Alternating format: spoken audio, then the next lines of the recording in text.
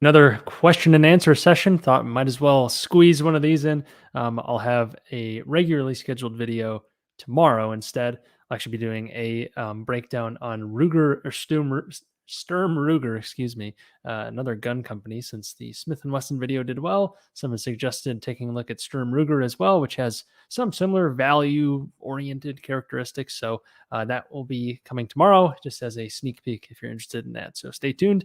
Otherwise, this is really just supposed to be an open discussion. Anyone who has any questions about pretty much anything, and we'll go from there. But I'll start off with this question right here that was posed in the Punch Card Investing Discord, which is this one right here. Punch Card team, how about having a session on risks to look for in a value investing? The risks to look for while value investing, I think is the best way to put it, as a topic, both qualitative and quantitative.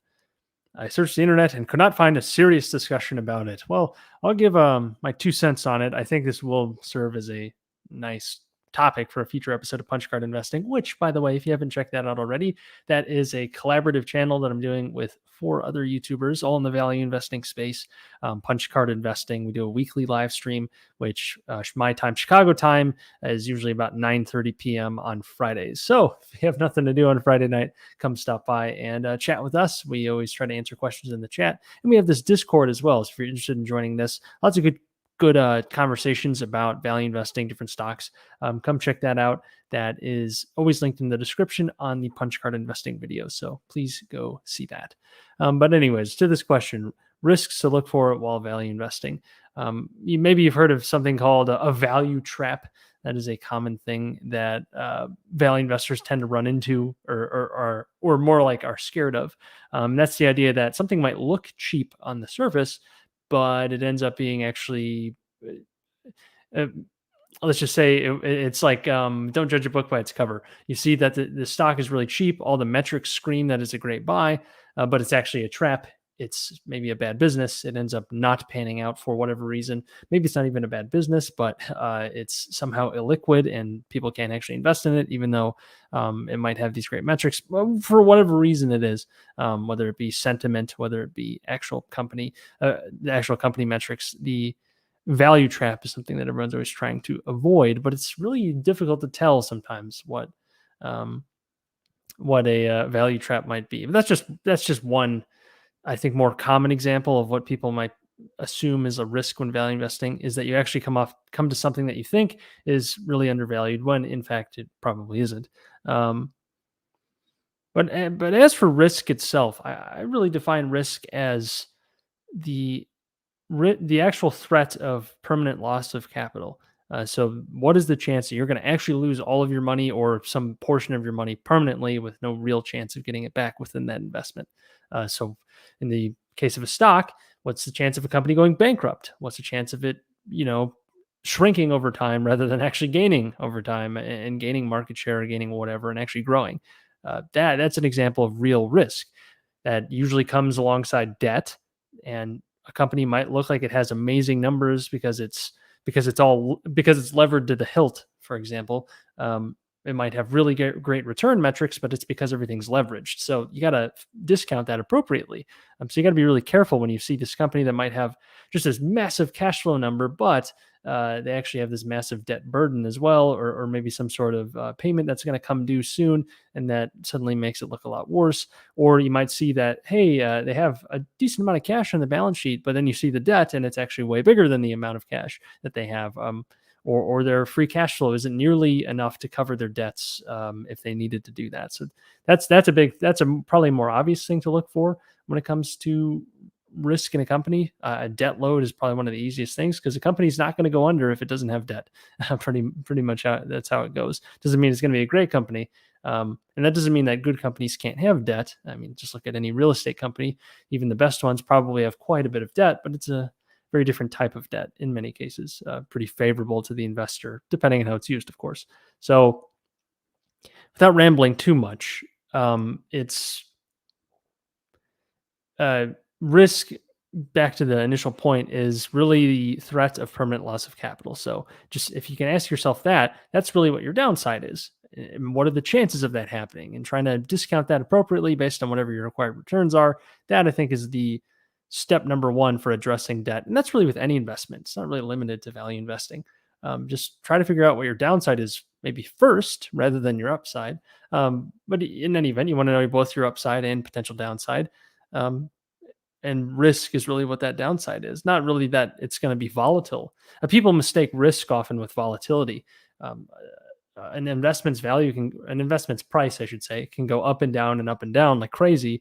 But that's not really risk unless you're a day trader and you're trying to get out of a position extremely quickly. But for a long-term investor, volatility really doesn't matter.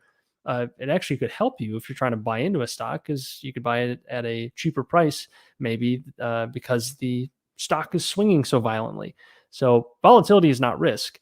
Risk is whether that stock price is actually going to stay down over the long term. So if something maybe swings violently downwards and then stays there because the company is actually insolvent or something like that, that's a problem. That's real risk.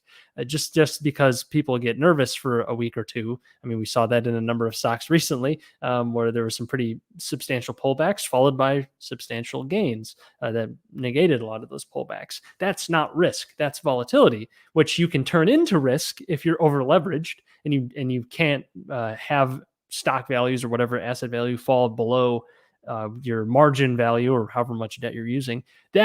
That's when you turn volatility into risk. But if you're not super leveraged or you manage things responsibly, then volatility is not risk. Volatility is volatility. It's just the propensity for the stock to swing up and down or the asset to swing up and down. But risk is the actual propensity that it has to go to zero or actually lose value permanently. So I think that maybe that could be a good primer for when we talk about this on Punch Card eventually. I still have to talk with the other guys about it, but I think they would be very open to this topic since it's something we kind of touch on a lot on the show. So I think it'll make for a good topic. If you guys have any questions, leave them in the chat and I will get to them.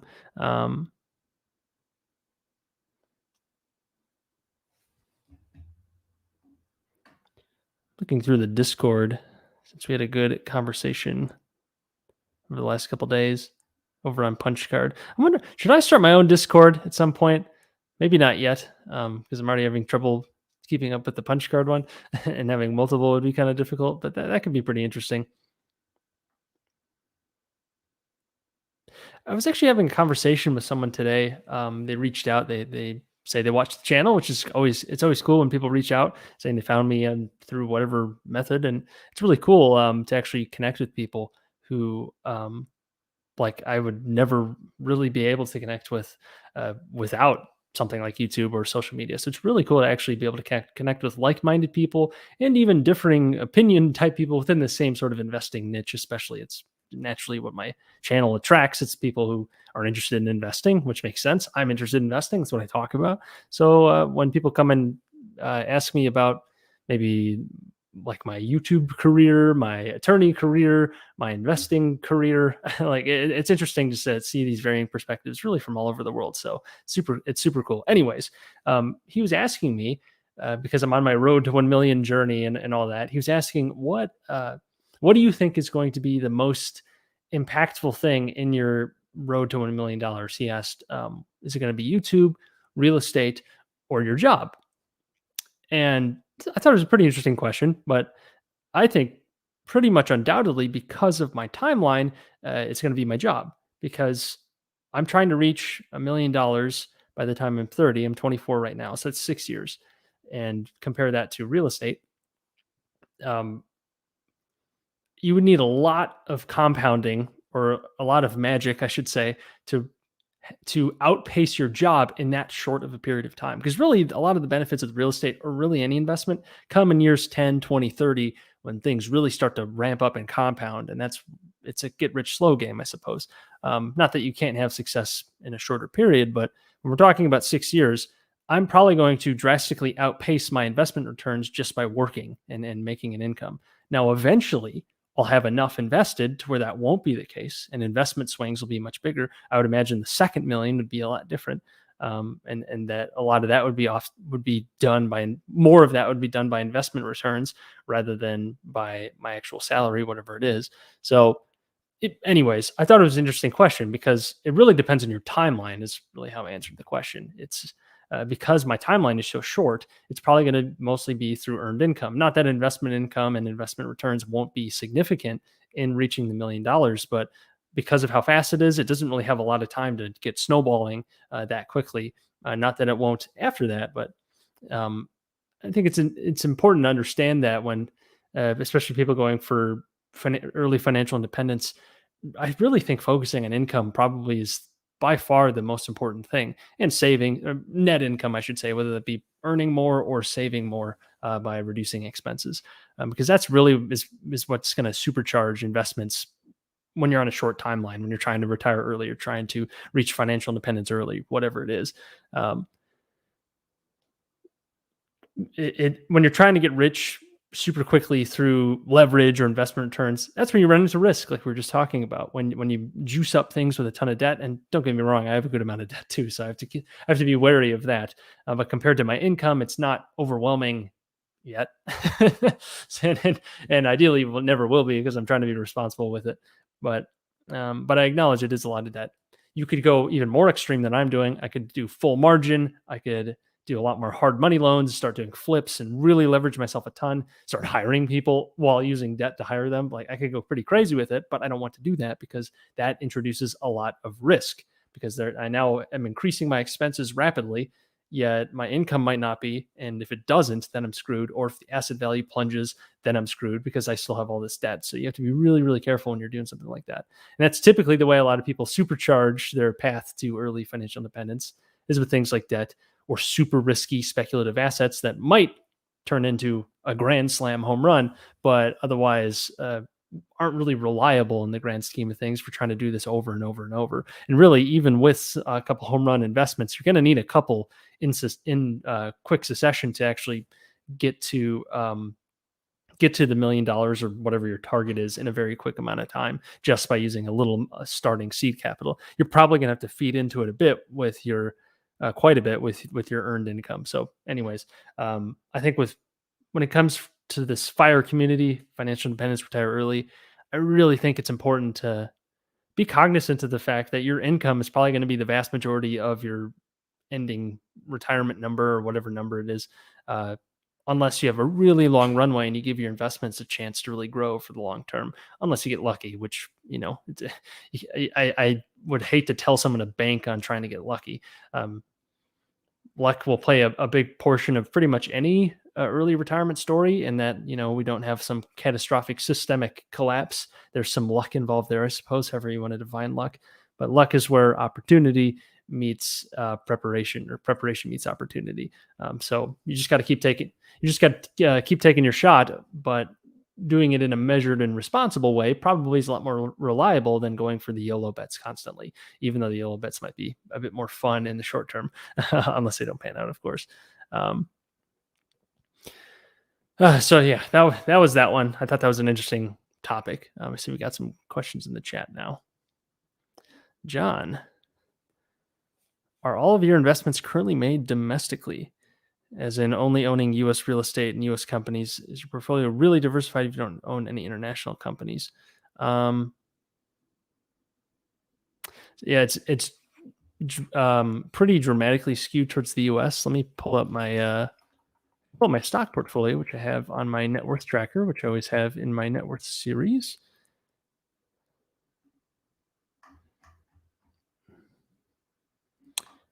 Let's see.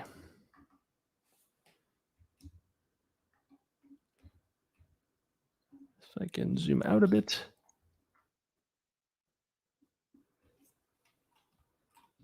So here is,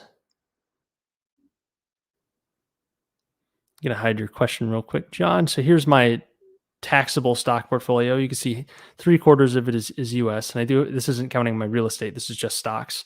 75% are US. This is mixed. So it's mainly funds and commodity funds. So there's quite a few international ones there, but it's mainly in the gold space and some commodities. And then foreign would be probably Alibaba, I think makes up this chunk, but that's a US listed version.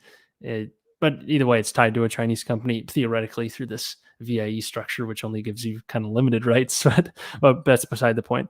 So definitely mostly US here. If we go to my tax advantaged, so this would be like all my retirement accounts. Also very heavily skewed. Wait a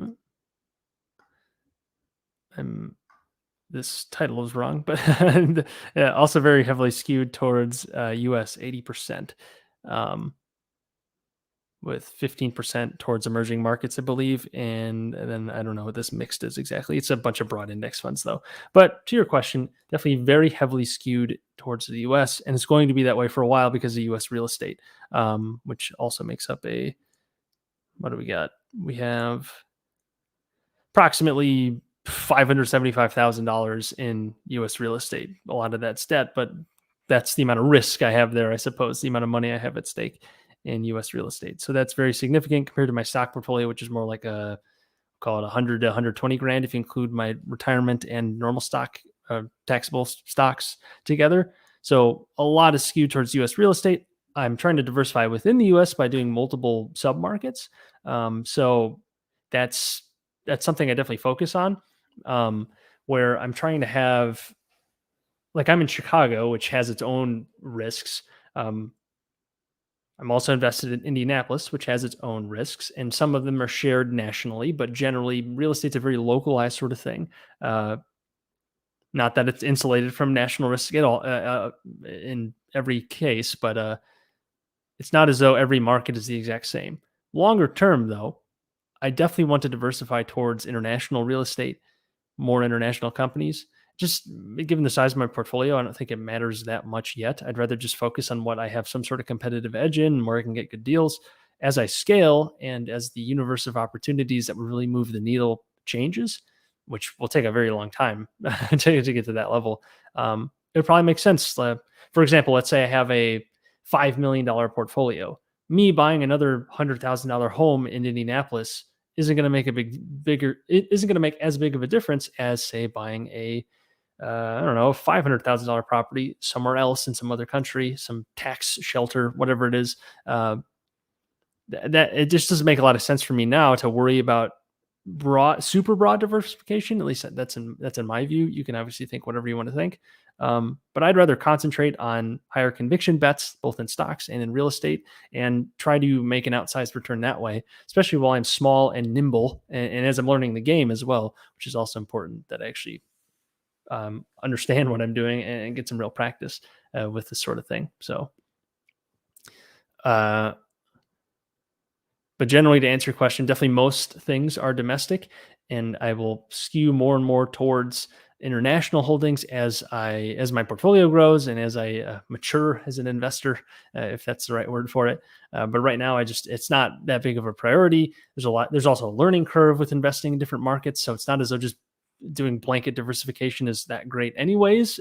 If you don't understand what you're getting into, for example, if you buy a basket of Chinese stocks just because you want exposure to China, you might be investing in some bad eggs if you didn't do your research, you didn't understand the particular risks. And back to risk, like we led off this conversation with, it's not as though diversification in itself is great. It depends on how you're doing it and why you're doing it. If you're doing it because you're trying to protect your downside, that might look a lot different than trying to actually maximize upside. So just keep that in mind, I suppose, when it comes to diversification. But longer term, I definitely will, especially diversify political risk with real estate in particular. It's not as though you can move it. It's literally the land and the stuff attached to it. So you have a unique set of risks there versus like a security that you can move freely and you have rights to the company, but the company will have its own risks too. But I would want to have multiple jurisdictions so that if one starts cracking down on real estate owners or if property taxes go through the roof and somehow you can't pass it on to tenants in some way, or rent control and all these different measures that might come onto real estate owners, I would want to have multiple jurisdictions there, both states, cities, countries, and just have different ways to diversify away from that sort of risk. But that's definitely a lot longer term. I'm not really focusing on that quite yet, but I am thinking about it. But good question, John. Appreciate it. My man, Christian. I think a war with China or Russia or something is possible in our lifetime. Well, anything's possible, right? What do you think about that and our stonks? Oh my goodness, a war. So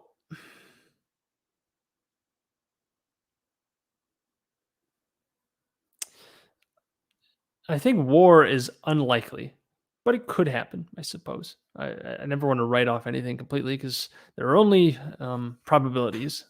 I can't. I don't have a crystal ball, but I think if we were to have a significant conflict in the in our lifetimes, in the next, we'll call it 100 years, um, it probably would be domestic. At least in the I'm talking from the U.S. perspective. I don't think it would be international. At least if we're talking about like armed conflict in some way. I think there would be more like insurrections, maybe akin to what we kind of saw in 2020 in the US, that on a grander scale, perhaps. I think there'd be a lot more unrest and it'd be more internally facing. It's kind of a hunch, but I just have a hard time picturing how, especially in the nuclear age, how something like that would happen, where there's actual like a conventional, quote unquote, conventional war being fought between countries.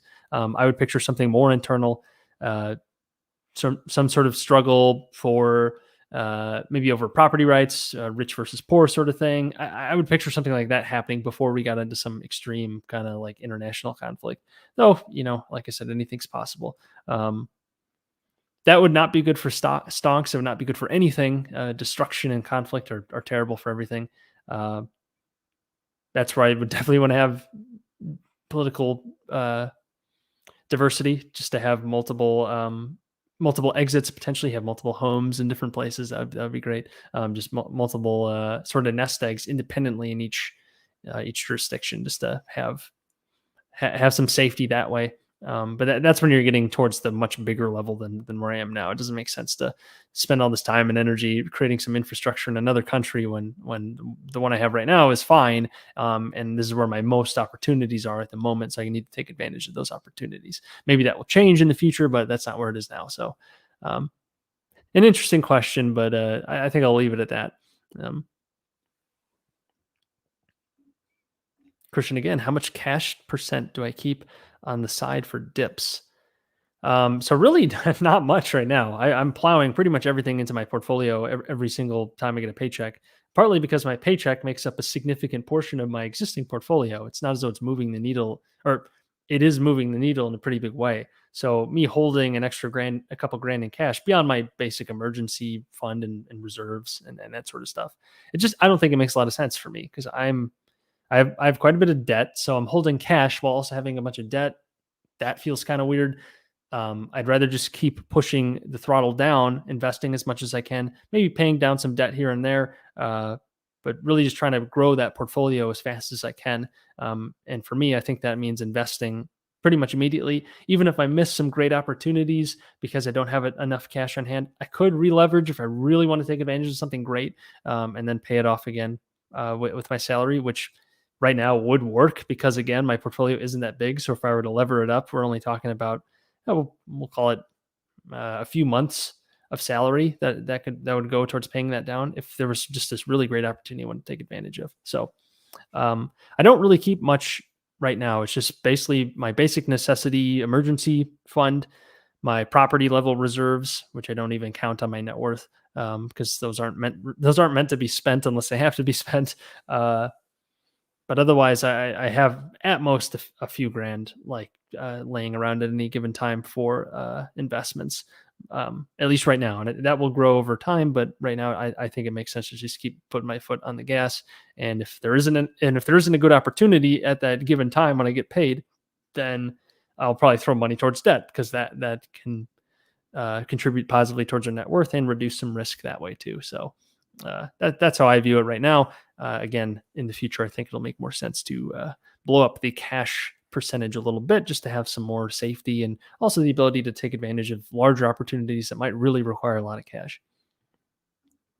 Thank you, Christian. John, again, makes sense to me. This was about the domestic versus international. It's hard to determine when the right time will be for international diversification. I'm Canadian right now, and I own 6 Canadian stocks, 4 US. So, I mean, even in that sense, like Canada and US economies are pretty tied. Not the same, of course. So you have some diversity there, but kind of like you have like the Western world, you have the non-Western world, you have all sorts of opportunities outside of it that could be enticing, but also there's totally different risks there. The thing about Canada and the US is they're very mature markets, so you kind of know what to expect in a lot of ways. Whereas with some of these, developing markets, you might not know what to expect. You might need some guidance and actually figuring out what to do. Um, so yeah, but I think as your portfolio grows, I think it'll probably make more sense to start looking more internationally. But um, it's not as though there's any sort of uh, quota that you have to meet. It's totally your personal preference and really where your competence lies. That's what really determines that. But thanks, John. Hey, hey, hey. Yeah, it's Jason, the after dinner investor. I'm guessing he ate dinner since he's on Central Time, just like me. What did I eat for dinner? I had a homemade turkey burger. We're not big red meat people here in the Duffley household, but we had a good turkey burger. A lot of people write off turkey burgers because they're I think the reason they do that is because they've never had a good one. They're often very overcooked and dry. I've had plenty of dry turkey burgers and they're terrible. But when you make it good, when you keep it juicy, it's great. So that's what I had. Some nice like oven roasted sort of potato things we do. Those are real good. Heavily seasoned. So yeah, that's what I had. What about you, Jason? I know you've always got a substantial menu, so I'd be happy to hear of what you had. Reese, I'm doing all right. It's a bit of a long day. Every day feels short in this time of the winter in Chicago because the days are super short. The sun rises at probably about 7, yeah, about 7 a.m., 7:30, and sets at about 4:30. So like it's a really short day, and there's no daylight, and it's super cold. So that's no good. Um, but anyways, where was I getting with that? The days feel short, yet it felt kind of long because it's so cold doing the commutes. I just posted on Instagram actually. I took a ride home in the Chicago holiday train. Let me see if I can pull it up. It's this. I'd never seen one, but I guess they do this thing every now and then where they uh, here's my Instagram post. They do this thing, I guess, where they deck out they deck out like a train, like one of the subway CTA, as we call it here, the Chicago Transit Authority.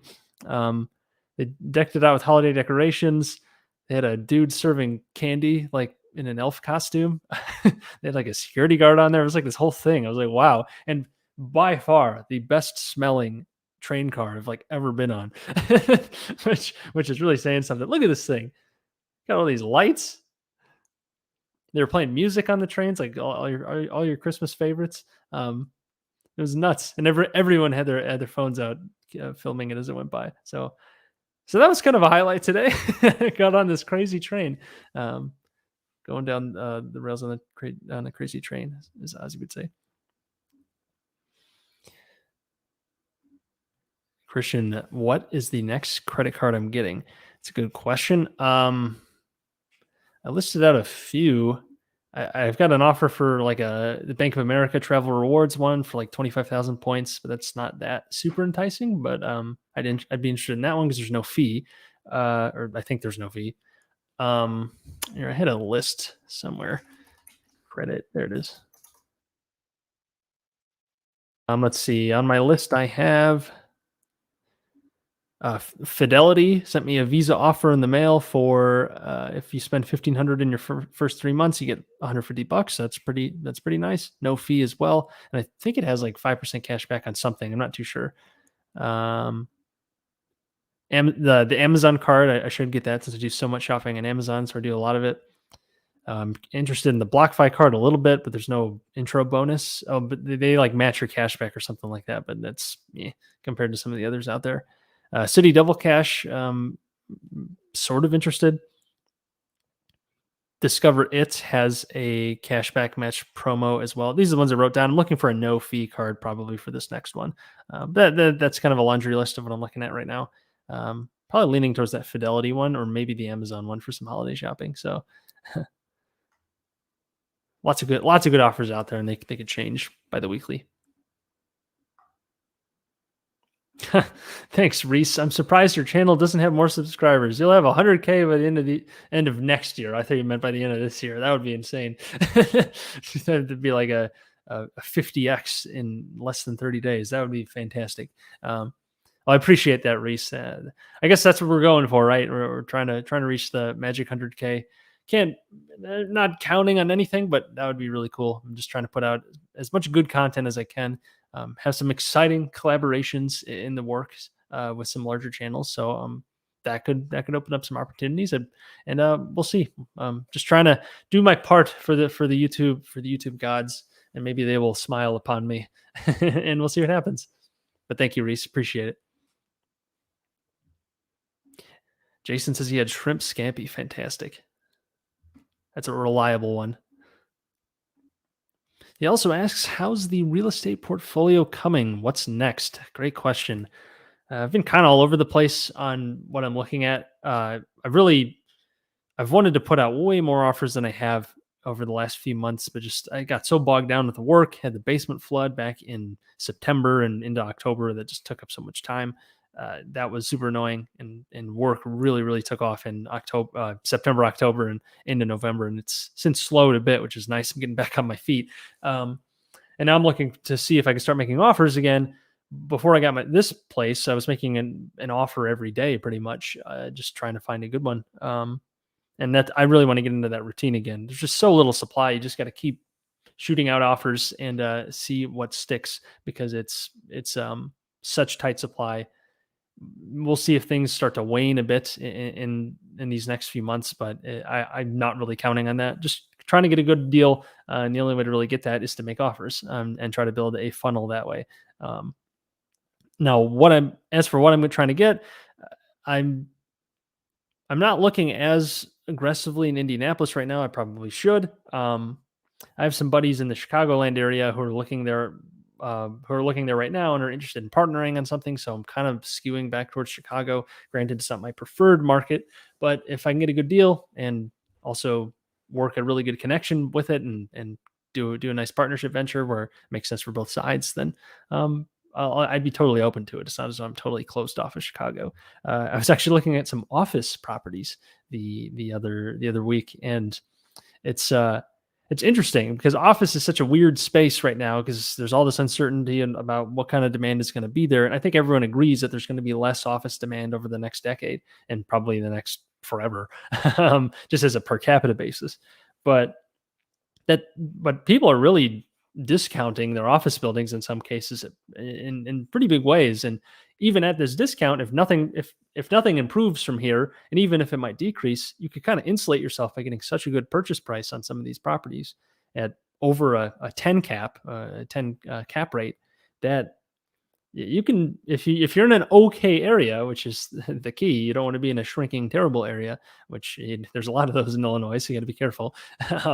If I can get something decent that way, and I insulate myself enough on the price, it could be a really promising deal. And if you can improve it in any way, just fill up some of that remaining space, if there's some vacancy, which it probably would be in an office building, then all of a sudden you dramatically increase the building value, and then you're sitting pretty. So look, I was looking at some office properties, and I don't know, maybe that will be next. But otherwise, always looking at residential. There's quite a few small multi-units in Chicago that could be interesting. I'd love to do something like a seller finance deal, or doing a subject to deal where I take on the seller's mortgage, and then maybe they could finance the other portion of it, and so I could try to go into the building without anything out of pocket. That would be fantastic. Just to do a really creative strategy like that, to where I'm coming very little out of pocket, yet still end up with a property. And I'd be fine doing a Chicago property if I could find something like that. And I think right now you have to be creative, because it's so tight. Coming in conventional, it's going to be very expensive, and your return's probably not going to be that great unless you find a really great deal by chance, which is the case in any market. But it's especially hard right now, playing the conventional game. The reason this property checked out is because I was using 5% down owner-occupied financing, putting very little into the deal, still get to and it's very little into the deal, and I get 2.99% interest fixed over 30 years. So it's crazy. which you don't really get on the rental side. You're probably going to be paying closer to 4.5% in some cases, and usually a lot of points or fees up front. So um, you got to have a slightly better deal in that case because you don't have such sweet financing like I did for this property. But we'll do another one of these probably 7 months from now. Clock's ticking towards July of next year. So when I'd start shopping again for another primary residence, I could get another one of these great mortgages, and that ideally would make a deal pencil out much easier. So that would probably be the next one. But in between there, I'm trying to get another deal. Uh, Otherwise, buying stocks in the meantime, and that can be kind of my collateral for an eventual down payment. But thank you, Jason. Bill, I'm going for a strategy of getting 100 shares for each stock I'm getting in my Robinhood portfolio with around 5K in it, and we'll add another 5,000 in December. I have around 40,000 in another portfolio, and I'm 22 years old. Am I saving up enough for retirement? I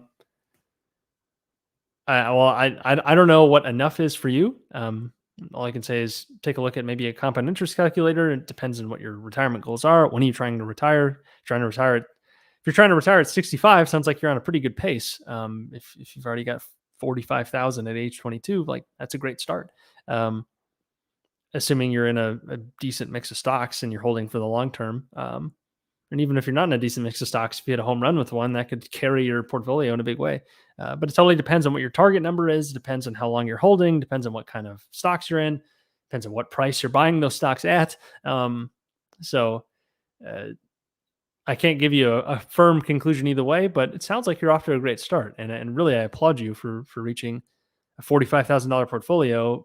Yeah, by the time you're 22, I think I was well ahead of what I was at when I was 22 because I was um, yeah, I might have been in a similar spot, but I put it all into my primary residence when I was 22.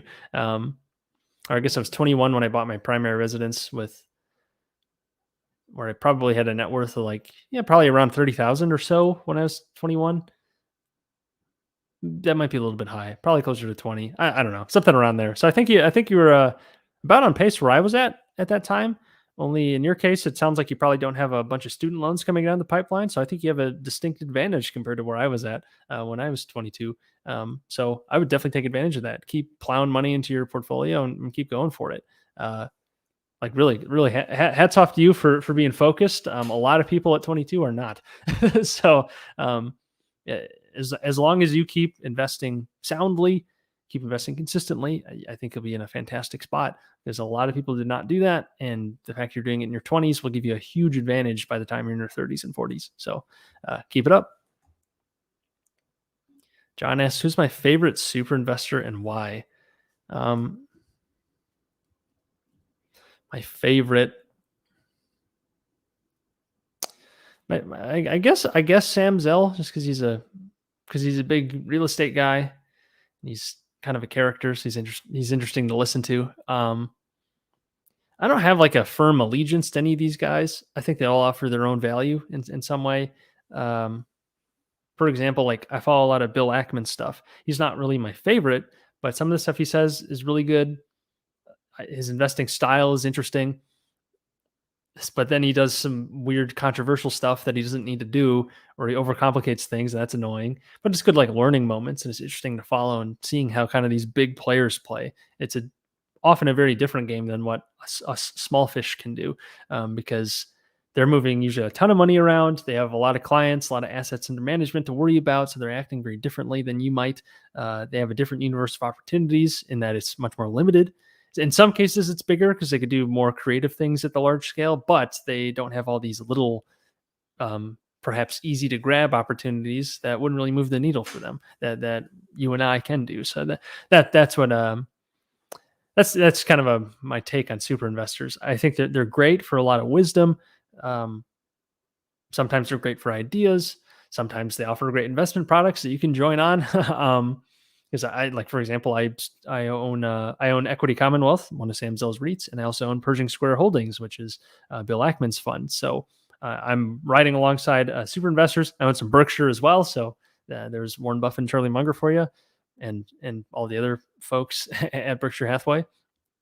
Um, So yeah, I don't know if I have like a firm favorite of the super investor realm. I think they all offer their own sorts of values.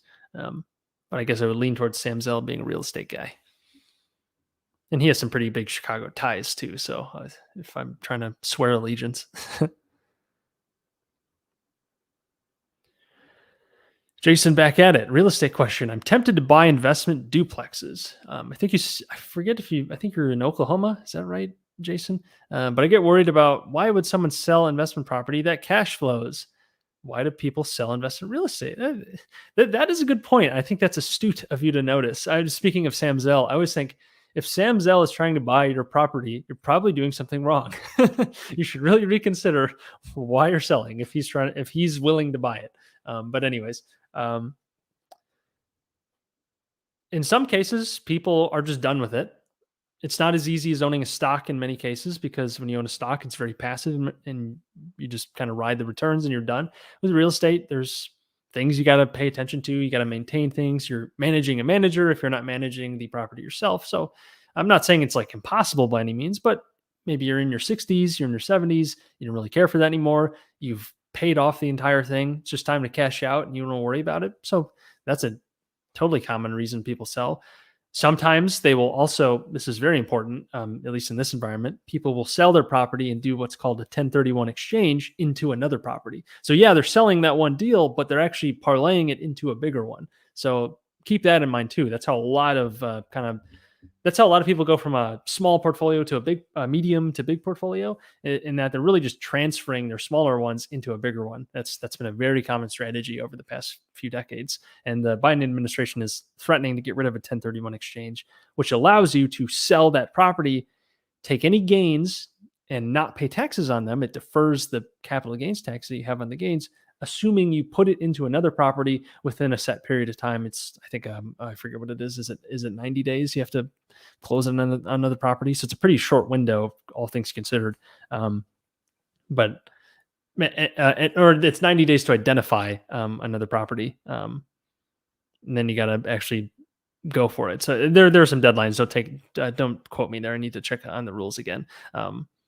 But that's one reason you might sell an otherwise good property, because you're like, okay, I really want to get this portfolio to a much bigger level, and this $400,000 duplex isn't doing it for me. I really want to get into the multi-million dollar properties, so I can sell this property, defer the taxes by rolling them into another property via a 1031 exchange. Now I own this property using all the gains I had from the other smaller property, and ta-da, I've leveled up, if you will. Sort of the taking the multiple houses in Monopoly and moving them into a hotel, that sort of thing.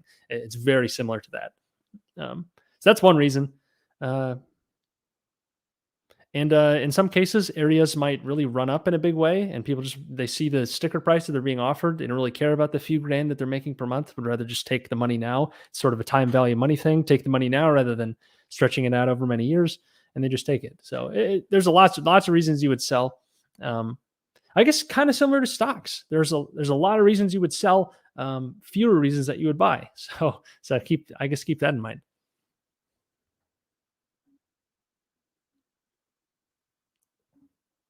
Reese, have you got a video in the works on what books I recommend? I did one a long time ago, back in, I think it was March 2020, April 2020. It was like pandemic books or books to read during the pandemic or something like that. And I listed a few there. Um, I guess I should do a new one. But I guess a couple to rattle off. If you take a look at my new set, so my most recent video on the credit cards, you can see some of the books in the background there. If I'm picturing them correctly, I have the Elon Musk biography. That is probably my favorite book I've ever read. Just super interesting story. Elon's a weird guy. It's a very interesting background. Just hearing about it's from 2015, so it's probably a little bit outdated, but it's a lot of the same projects he's working on now. And it talks about kind of the start there, talks about his days at PayPal, talks about his upbringing in a way that way more in depth than what I've ever seen, and how he usually talks about things. He usually doesn't talk about that. So that's a great book. Titan, the biography about John Rockefeller. That's an interesting one too. I really like biographies of kind of business moguls and entrepreneurs. Those are super interesting. I think I have One Up on Wall Street up there. That's a pretty good one. I read that recently. Um, I think I have a history book up there too, Ordinary Men, which very not anything to do with investing, but more about, I guess, human nature. It's a book about the Holocaust and specifically these um, reserve officer policemen for the German army who just did went from being relatively normal people with families, kind of middle aged guys, a lot of them. And the argument the book proposes is that it's not as though these people were brainwashed. They weren't raised under the regime. I'll keep it censored for YouTube. They weren't raised under the particular regime that would brainwash people towards hating a particular class of people. Yet they still did these unspeakable acts by the end of the war, really pretty early on in the war, and it was kind of examining like why what triggered this, what caused people to do this. And it's just a really interesting look and really gruesome as well into kind of the human capacity for evil. Um, I think it's a book.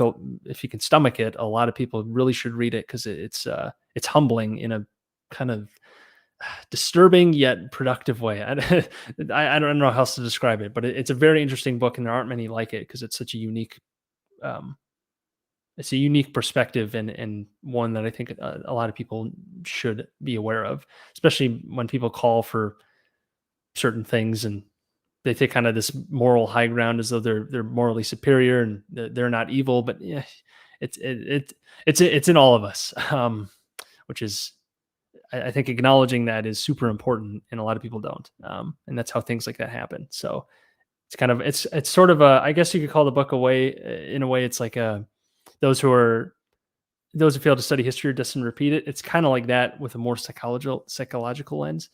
So definitely recommend that one if you're interested in history and you have a strong stomach because there's some pretty cool stuff in there.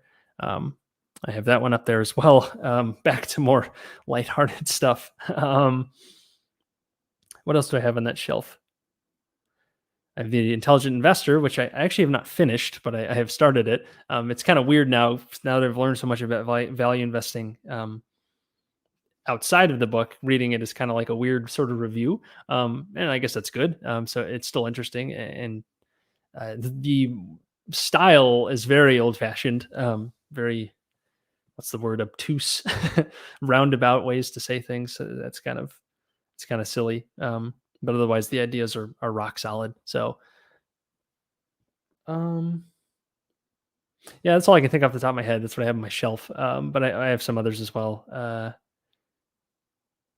Never Eat Alone is another great book. Before I start rambling about books any longer, that's probably those are the ones at the top of my head that are really good. So I would check those out, and I think I'll do a video at some point, a more organized one in the coming months. Maybe I don't want to make any promises, but I will do that at some point because I think it's a good idea. Thanks, Reese. Jason, office space is ridiculous. These landlords have no clue. They offer crap, they're inflexible, and it sits there empty. Good luck, losers. That market is ripe for disruption. Tell me how you really feel. I would agree. Like, I I was looking at a particular market in Chicagoland, and there's all this office space sitting empty, and they're all at the same price. They're just plastered. I think it was like $10 a square foot or something like that. It's just plastered right there. It's like, why don't you just do $6 a square foot, fill the space, or offer some concession, like a major concession, and then all of a sudden your books look amazing to go to a lender, cash out, and then ta-da, or sell it or whatever. Yeah, it's weird. But then again, you don't want to anger your existing tenants by just offering a huge discount to some random one that walks in. Then they're going to be like, "Hey, why are they paying half the rent I am?"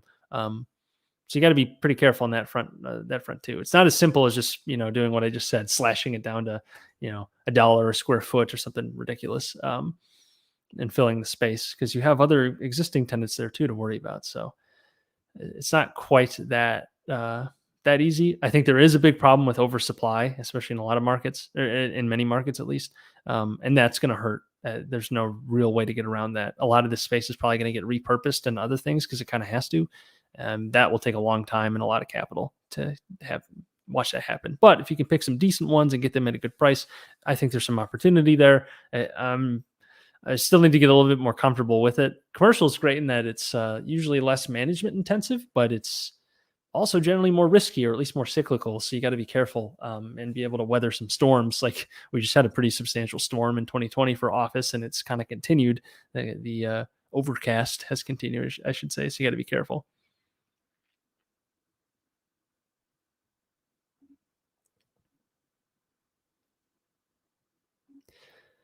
Jason, again, watching you, I've learned to try and push as little money down as possible on investment real estate. Smart. Um, I would I wouldn't take it. It very much depends on your portfolio construction and what you're trying to do, and also the kind of debt you're getting. I would just be careful. You have to be careful with any amount of debt. Um, but typically, the low down payment stuff often has the best interest rates because it's usually tied to like owner occupancy and it's subsidized by the government. So you can take advantage of that. And it's definitely going to juice up your returns in a very big way. Because even if the market falls, as long as you can weather the storm and as long as the cash flow position is okay, that's the most important thing. You have so little money in the deal, even if the property value halves, you're still going to be okay at the end of 30 years because again, you put so little into the deal. So that's how I kind of view it because I'm trying to hold forever. If you're not trying to hold forever, you got to be careful, but more careful, I should say. And in any event, I definitely want to make sure that there's enough cash flow to weather any sort of debt payment, and you got some reserves coming in, even when you have little money into the actual down payment. Still want to have reserves ready to go, even if that hurts your returns a little bit. It'll definitely help you sleep at night, no one likes negative returns from losing the property. So you might as well have those reserves ready to go, even if it means the maximum returns a little bit lower. But yes, you can make a lot of money by putting, a little down, but really even a little bit down is going to be pretty substantial when we're talking about real estate because it's often the biggest, at least when it comes to a house, it's often the biggest investment anyone makes in their lives, in their life. So even the low down stuff, you got to be really careful. It can be a lot of risk on the table. But let me know when you get into some real estate, Jason. I'd be interested to hear about your experience with it. Because you're a smart guy, and I'm sure you can make it work. So I'd love to hear it. Christian, do you think there are any downsides to opening a Roth IRA with Webull instead of something like Fidelity? I want to swing trade easily. I don't really use Webull because the interface is just disgusting. but I don't think there's a real downside. I guess there's some risk, just that maybe there's the impression that Fidelity would be more reliable than something like Webull. Uh, but I mean, I don't think it would make that much of a difference as long as they're both insured, I guess. But then, frankly, the government's so insolvent that a lot of these like FDIC and what is it for brokerages like SPIC or whatever that insurance is, if they had to actually insure that many people, like the whole everything would be bankrupt. So I always take that insurance with a grain of salt. You gotta really trust that the government will actually bail you out, and not just with worthless dollars as they print everything out of thin air. So, anyways, if you're worried about that, then whatever. But otherwise, Webull versus Fidelity, I would probably lean towards Fidelity just because I actually use it more regularly than I do Webull. But I really don't think it matters. You should be able to trade pretty easily on Fidelity, so I don't think you're getting a huge advantage there. Um, Unless you like the Webull interface, then go for it. But it's pretty intense. Fidelity's isn't that superior, but we'll see if they change. If anyone's going to change, yeah, I don't know. It's really a personal preference thing. I would just check out both brokerages. You could always open one on both and see which one you like better and go from there.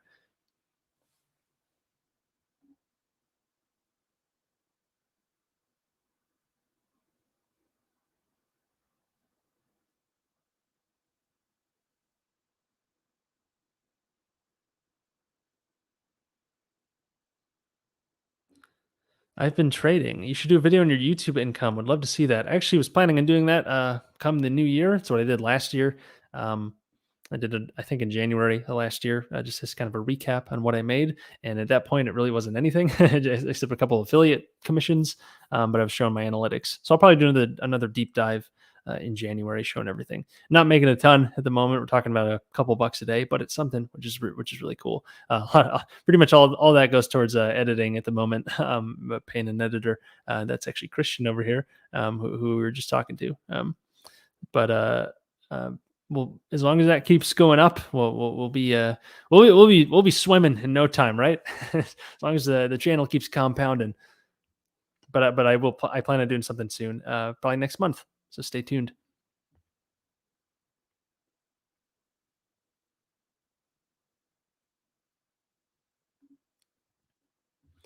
Brandon McCarthy, what are the next 1 to 5 years? What do they look like for your channel? Any big plans or niches you want to make content about? Next 1 to 5 years, I don't know what 5 years is going to look like, but let's see. The next year, what do I want to do? I want to get some more deals to talk about. I'm starting to do a lot more stock analyses, which I'm actually really enjoying. I'm getting a lot more comfortable with quickly analyzing a stock, looking at the financials, and actually knowing what I'm looking at, or knowing what I'm talking about, or at least I think I know what I'm talking about. So I probably will do more stock analyses in the coming months. Like I just did three: one on Sleep Number, one on Smith and Wesson, and another on Foot Locker. And I kind of like that format. I can put it together relatively quickly, and it's helpful for me because I'm actually looking into a company I'm interested in. So like that's I'll probably do more of those, and I'll have one on Sturm Ruger, like I mentioned at the top of this program, for tomorrow is when I plan on posting that. So if you want to see another one of those, if you like those, definitely let me know. And that's something I'm going to be focusing on probably a bit more over these next few months. If I get another real estate deal, like I said, I'll do some content on that. Um, I do want to.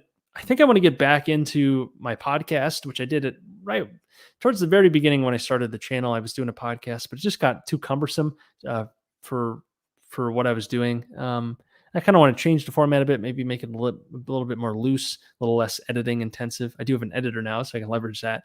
um, and I think getting a podcast going again would be great for some more long form content and getting more opportunities for kind of easy collaborations and just meeting more people that way because I do like that a lot. Um,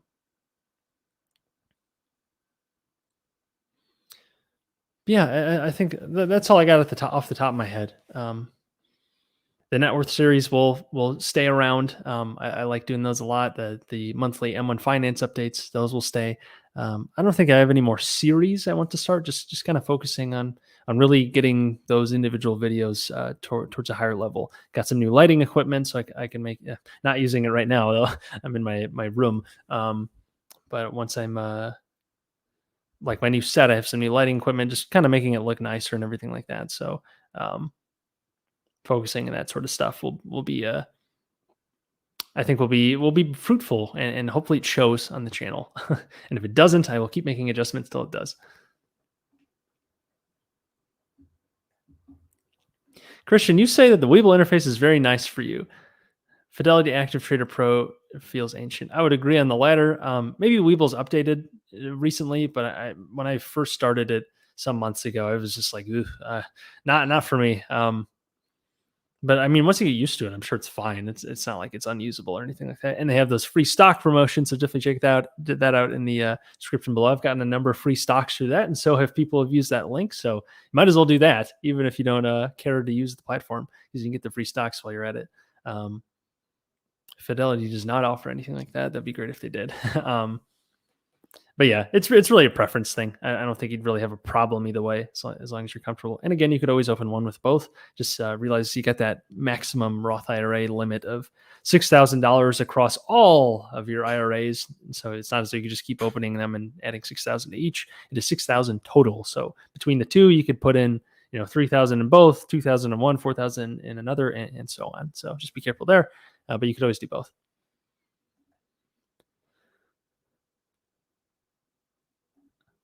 Financial Kevin. You should create a video about being a full-time attorney, part-time YouTuber, and real estate investor. Talk about how you're able to manage everything. Well, thank Christian, our editor, for that. He helps me a ton with keeping up the YouTube stuff. Otherwise, man, it'd be really really tough with my current job, because that's very time intensive.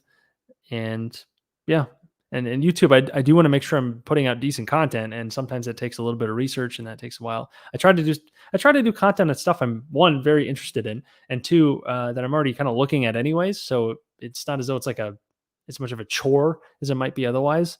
So that helps a lot in saving some time. And go check out Kevin's channel. He I think he just had reached 500 subscribers, if I remember correctly. So, but he does a good bit of finance content. So, go check out Kevin.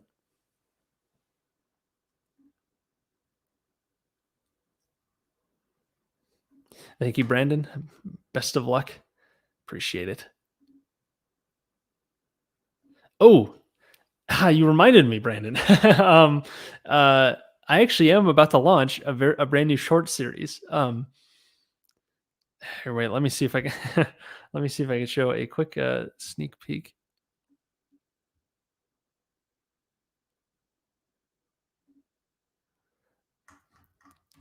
Uh-oh.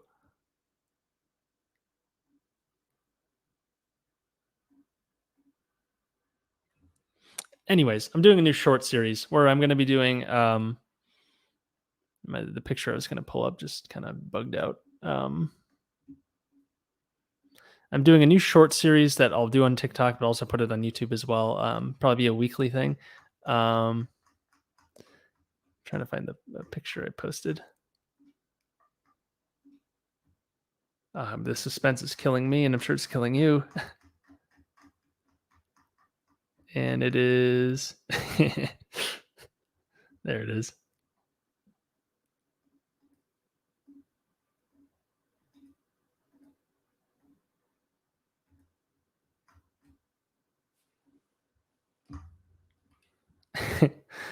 So it is right. So I'll be doing a new I'll be doing a new storytelling series talking about financial stuff. So I hope everyone's excited for this. This is my sneak peek. Um, I think I'm pretty satisfied with how the first episode came out. So I'm going to try to build up a little bank of these, and hopefully they're entertaining and fun for everyone else too. I certainly enjoyed doing it. So stay tuned for that. So that'll be my new series that'll try out and see if that works out on TikTok and also the YouTube Shorts platform, because I've had some success with a few shorts I've done on YouTube, not so much on TikTok, but I don't put out nearly enough content. Speaking of TikTok, Kyle Grimm in the house. He's a bit of a TikTok fiend.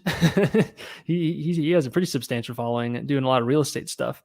When are we partnering on a mobile home park deal? Man, I haven't looked at mobile home parks at all. So if you want to bring me one, as I know you're deep in the space, I'd be interested. Because it seems like it's one of those like spaces in real estate where there's a lot of opportunity because there's not as much attention paid towards it. Institutional investors are definitely getting into it more now. Sam Zell, who we talked about earlier, he's gotten into it. So I assume you'd see a lot more following that. And we are seeing that now, where there's a lot more institutional money going towards it, but still not nearly as much as something like, say, multifamily, where that's just kind of been completely inundated with institutional money. You're not seeing that with mobile home parks yet, so there's still plenty of opportunity. A lot of mom and pop landlords who own these mobile home parks don't run them very well and missing out on tons of profits. And a lot of good deals to be had. You just got to know what you're doing, which I do not. And Kyle says he slowed down on TikTok content, deleted half his content, rethinking my strategy. It's definitely a good platform to grow quick. That's kind of why I did this weird like storytelling series, because I was trying kind of more like cookie cutter finance. Dare I say boring? I think helpful, but it just wasn't particularly entertaining. And I think TikTok really leans towards you got to have an amazing hook, like first 3 seconds. If you don't have it, you're gone. And I think I could do that with my weird robe fireplace setup, or something like that, and just have kind of like that brand that people stick to. Like, oh, you're the insert X here guy or girl. Like, oh, this is that format that you pioneered and that people now copy, or something like that. You want to have like a brand on there. That's my understanding of it. So, um, I think it's definitely a great. I've seen that it's a great growth platform, and Kyle's a testament to that. He's grown a ton on it, and there's tons of opportunity there. And then when you can parlay that audience into anything, which can be hard to do in itself, but it's a lot easier to do that when you have an audience versus when you don't. So um, I don't want to ignore it, and I was ignoring it for a while and got frustrated with it. But I think I should give it the old college try once again and try it again. So with a bit more of a focus on entertainment. Brandon likes my likes my new shorts idea. Appreciate it. I think it'll go well, but who knows? I'm at the whims of the algorithm, like every other video. Brandon says quick growth, but lots of creators struggle to monetize it compared to YouTube for sure. Yeah, that's my impression as well. But frankly, at this stage, the focus isn't really on making money because the focus is on getting an audience, providing value. It's always going to be on providing value, and whether it be entertainment or information.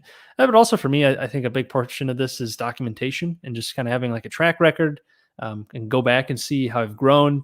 Uh, in many ways, you guys are growing alongside me, so that's like a big um, that's a big part of this channel too, especially that Road to 1 Million series. So when I reach 1 million, because I know I will, I'll have this whole track record of the last however many years, every single month, showing my net worth, what I did, and it'll all be there. And I think that's going to be super valuable. Not only maybe I want to show my kids when they're 10 or whatever it is. I don't have any yet, but when I do, I have that right there.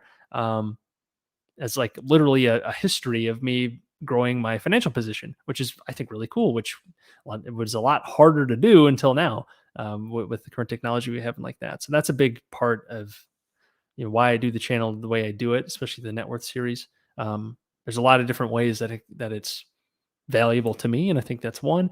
Another is actually just helping people and meeting people through it. I've already met a number of really great people, and I've learned a lot as an investor, and just also made some decent friends, like the punch card guys, for example. It's really cool having that group. Wouldn't have met them without YouTube.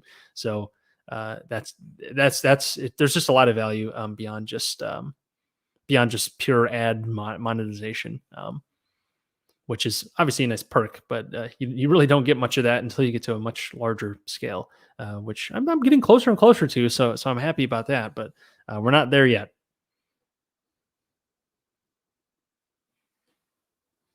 Speaking of that, um, just a little info for your audience. I have around 190,000 followers on TikTok. I've probably only made around 2,000 total over the last year and a half. It's not even a fraction of as lucrative as YouTube. Yeah, wow, that's yeah, you don't do TikTok for ad money, I suppose. It's a great way to get exposure quickly, but yeah, that's interesting. Thanks for sharing, Kyle. But I wonder how many of your subscribers that you have on YouTube have come from TikTok. So it's like you you call it your best TikTok subscribers become your loyal YouTube subscribers, and all of a sudden you've jump started your YouTube um, exponential growth curve. It's probably pretty hard to track that, but either way, impressive and somewhat disappointing that it's only 2,000. But again, it's also great that you have that audience that you can do a lot of things with. You have some serious influence. So congrats there.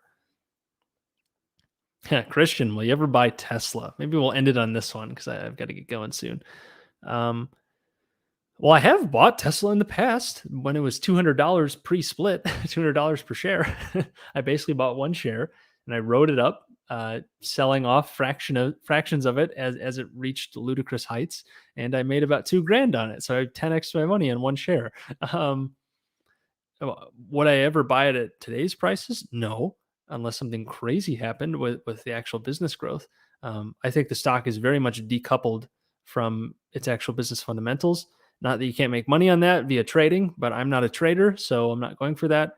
Um, I'm a long-term investor focused on the fundamentals.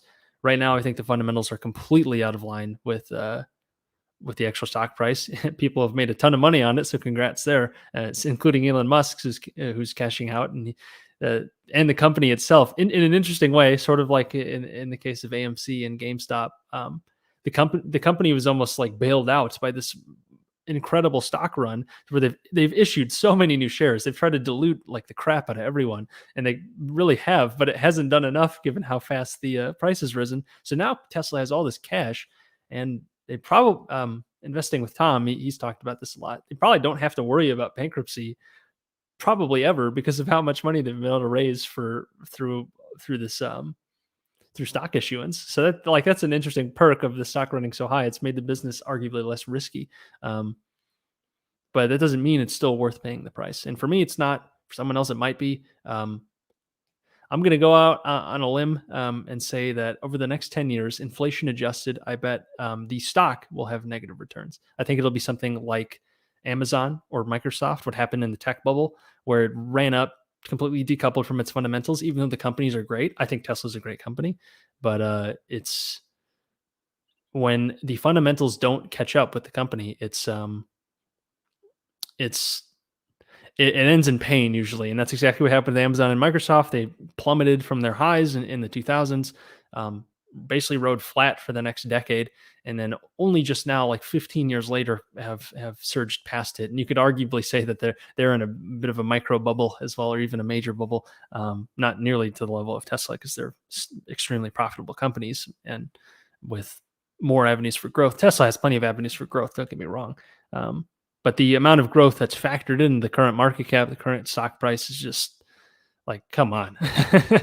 Like, you can love Tesla all you want. I love Tesla. I just mentioned the Elon Musk bio is my favorite book, but it's just, yeah, you have to be very careful when you're going into hype stocks. And one thing I will say, not trying to give financial advice, but if you don't ask yourself, or if someone challenges your investment thesis and you respond emotionally, that's really when you need to reevaluate your position in something, because it probably means that you're not invested in fundamentals. You're invested on faith or or blind, we'll call it nationalism to a stock, patriotism towards a stock. You don't want that. That's going to hurt you, because then that means you're investing on emotion, and that's never a good thing. Maybe fine in the short term, but long term, it's super dangerous. So just got to be very, very careful. If you have a rational reason for why you're in Tesla and you can explain it, then okay, great. But if you're just investing because of FOMO or whatever, and then you get angry when someone says that, oh, I don't want to invest in Tesla because of all the things that I just said, you should probably reevaluate and figure out why you're invested in it, because it probably isn't something fundamental if you get angry at something like that and you can't respond with actual fundamentals. That's my view on it. You can differ, and this is totally different than short-term trading, where that's a whole different wild west. So that's what I'd say to that. An interesting question, and I think it might warrant its own video as much as it would draw some flack. I guess all attention is good attention when you're at my level of 2,500 subs. Who knows? I'd want to be very careful in how I approach it, because I know I'd get a lot of fervent backlash, and just people are very angry if I talked down Tesla stock, as much as I like Tesla the company. So I'll leave it at that. All right, a couple more and then I'll finish. Brandon, how often do I go live? Try to catch these when I can. Interesting info here, and love getting to chat with others here. I agree. I love getting to chat with you guys and get a more personal take. I go live. I don't have a set schedule. I'm trying to do like at least bi-weekly, but I guess you could say for sure monthly.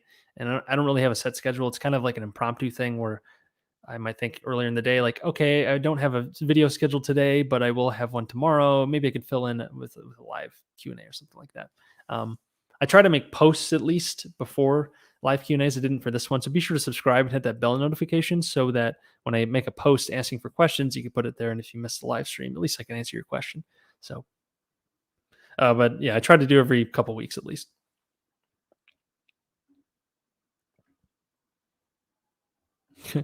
Tesla is going to lose all the money they make selling carbon credits to GM and what's STLA? I don't know what that is. Probably someone else uses a lot of carbon.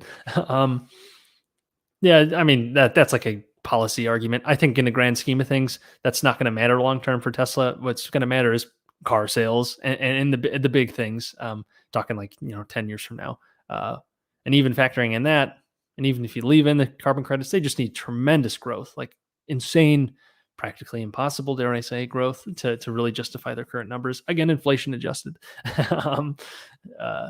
because yeah, it's priced for beyond perfection, in my humble opinion. But some people might disagree. Many people disagree. All right, I need to finish up, but you guys are asking good questions. John Bartle, favorite ways to generate investment ideas. Another question from you. Screens, cloning, general reading, Twitter. Um, I've actually started using the Everything Money screen. They're another YouTube channel. They have an investing framework that's very similar to mine for stocks. They have this like 8 pillar framework. If you haven't checked them out, I definitely recommend them. Um, but I went ahead and bought their subscription for $30 a month or whatever it is. And I've really liked it. It's a really nice screener. There are probably other ones like it out there, and you can probably do a lot with Ticker Terminal as well, with a lot of the metrics. But it's just a really nice interface. The filters are really nice, for my personal preferences, and they have a nice Discord community as well. If you're interested in that sort of thing, so that's one way. Magic Formula Screener has a lot of overlapping stocks with that. Cloning, and when it comes to cloning, it's not really so much with super investors, but it's more so with actually my fellow punch card investing guys, because they're at a much more similar level to me than, say, a super investor. Like we're all kind of around the same level, vaguely. It's not as though we're all like 100 millionaires or something like that. We're all pretty similar. We're working folks. We're pretty young, and we're not in our 90s like Warren Buffett or something. So it's a very different game. So I get a lot of ideas from them, and a lot of conversation within our group as well. So that's good. Um, I don't use Twitter as much, but I probably should. There's some good stuff on there for sure, though. How good will Seeking Value with Frank Tabor be? It will be great. He's got a new podcast coming out, so go check out Frank if you haven't already. He's another punch card guy.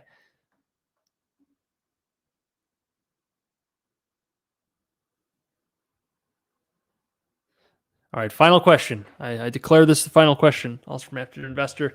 Mine's Seritage Growth Properties is a real estate investor, a real waste investor. I assume he did that on purpose. What do you think of all our Seritage worship?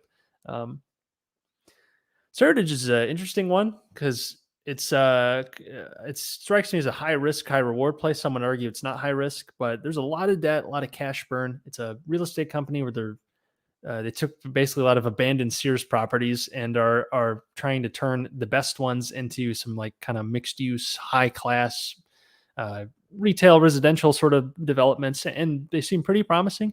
But the problem is they have a ton of debt and basically not enough cash flow to service all the debt. So it's a ticking time bomb that they need to diffuse by rehabbing these big properties, and those are big projects that take a long time, and then you got to get them rented and all that. So um, the thesis, I understand the thesis. It's like, okay, when they do redevelop these properties, they'll be worth way more than they are now, which makes sense. But the problem is they have to do that on a pretty significant time crunch, and